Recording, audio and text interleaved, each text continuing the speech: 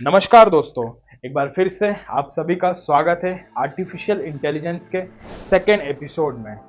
इस एपिसोड में हम बात करेंगे एआई के प्रभाव के बारे में कि किस तरह से health, education, agriculture, industry, finance, marketing, advertising, transportation, cyber security, defence और रिटेल से लेके मैन्युफैक्चरिंग तक क्या है रोल एआई का, और इन सब सेक्टर में कैसे एआई ने अपनी जगह बना ली है। आर्टिफिशियल इंटेलिजेंस का इस्तेमाल, एआई का इस्तेमाल बहुत सारे क्षेत्रों में किया जा रहा है। जैसे आपने चैटबॉट का नाम सुना होगा। आजकल चैटबॉट आप खुद अपने बिजनेस का बना सकते हैं व्हाट्सएप बिजनेस के माध्यम से। कई सारी कंपनियां चैटबॉट का इस्तेमाल कस्टमर सपोर्ट के लिए करती हैं। चैटबॉट आपको लगभग हर बैंक की ऑनलाइन सर्विसेज में मिल जाएगा। जब कभी आप ऑनलाइन बैंकिंग का इस्तेमाल करते हैं और कोई चीज़ आपको न समझ आ रही हो, तो बैंक आपको 3 ऑप्शन देता है। पहला, आप बैंक जाकर अपनी समस्या का समाधान कर सकते हैं। दूसरा, आप कस्टमर केयर नंबर पर बात कर सकते हैं। और तीसरा, आप ऑनलाइन कस्टमर सपोर्ट पर जाके अपनी प्रॉब्लम का सॉल्यूशन पा सकते हैं। ये तीसरा विकल्प चैटबॉट का ही है, जहां आप अपनी समस्या चैट बॉक्स में लिखते हैं और फिर दूसरी ओर से आपको उसका समाधान दिया जाता है। दूसरी ओर से समाधान देने वाला कोई इंसान नहीं बल्कि एक एआई है। ये एक एआई का टूल होता है जिसे चैटबॉट का नाम दिया गया है। ऐसे ही चैटबॉट का इस्तेमाल अलग अलग क्षेत्र में अलग अलग कंपनीज भी आजकल कर रही हैं। हेल्थ केयर सेक्टर में एआई, हेल्थ केयर सेक्टर में एआई का इस्तेमाल काफ़ी तेज़ी से हो रहा है। कैंसर जैसी पुरानी बीमारियां से लेकर रेडियोलॉजी तक सटीक नतीजों के लिए एआई का इस्तेमाल किया जा रहा है, जो इन बीमारियों से पीड़ित मरीजों की देखभाल करता है और साथ ही उनका सटीक इलाज ढूंढने में मदद भी करता है। पाथ एआई इसका एक अच्छा उदाहरण है। इसकी मदद से कैंसर डायग्नोसिस का एक सटीक डेटा मिलता है और इलाज में मदद भी मिलती है। वहीं एआई माइक्रोस्कोप की मदद से जानलेवा रक्त रोगों यानी कि फैटल ब्लड डिजीज का भी सटीक डेटा मिल सकता है। एआई एल्गोरिदम का इस्तेमाल मेडिकल इमेजिंग जैसे x-ray, CT scan, MRI scan में हो रहा है।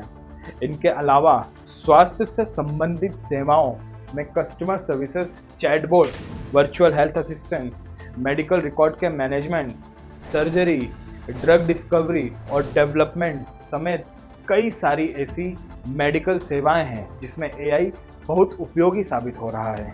एजुकेशनल सेक्टर में एआई ने ज़बरदस्त बदलाव लाए हैं जो छात्रों और संस्थानों दोनों के लिए फायदेमंद हैं। एआई संचालित असिस्टेंट्स की बदौलत बच्चे अब टीचर्स के संपर्क किए बिना एजुकेशनल रिसोर्सेज का इस्तेमाल कर सकते हैं।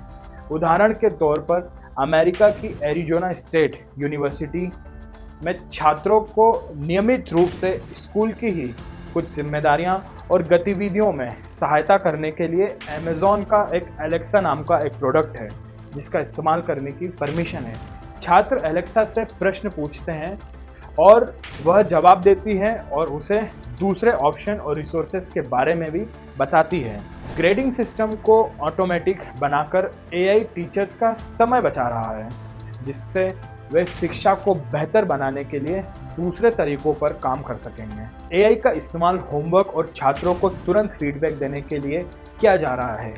छात्रों को सीखने की प्राथमिकताओं और तरीके की जांच करके एआई उन्हें व्यक्तिगत सीखने के अनुभव भी प्रदान करता है।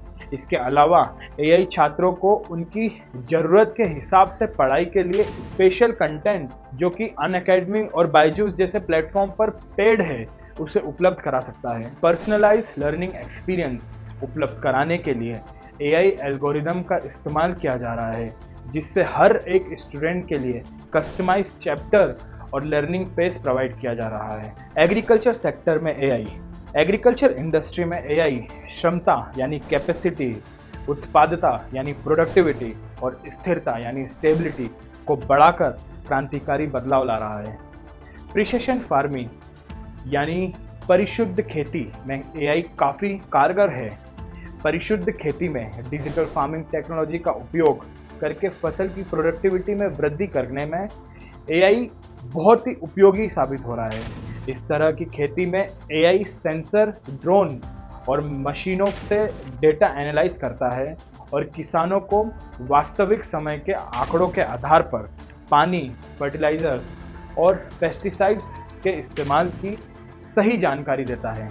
एआई एल्गोरिदम फसलों की कमजोरी, बीमारियों के प्रकोप या पोषण तत्वों की कमी को पहचान कर सकता है, जिससे किसान समय पर कार्रवाई कर बर्बादी को कम कर सकता है।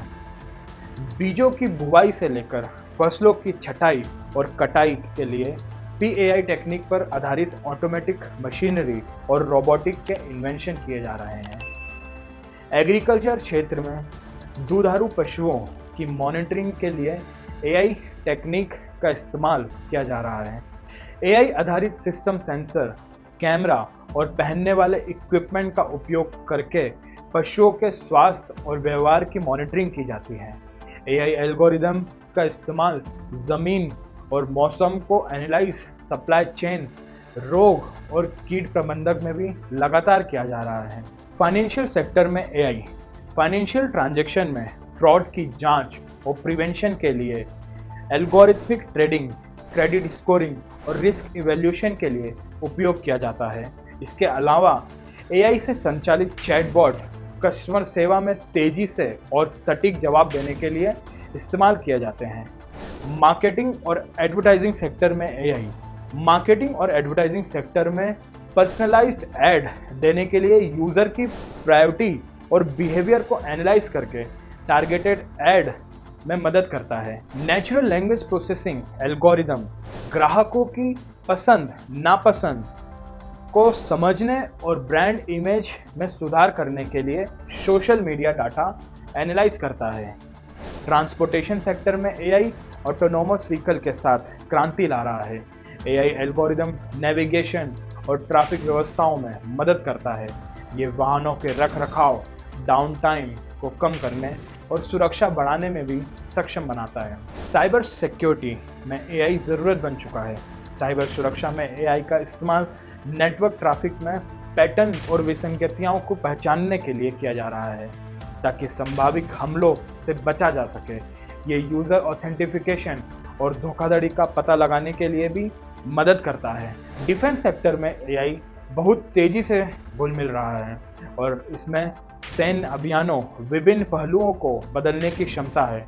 सेना की अलग अलग ट्रेनिंग एक्सरसाइज से लेकर ऑटोनोमस गाड़ियाँ, ड्रोन और रोबोट विकसित करने के लिए एआई का उपयोग किया जा रहा है।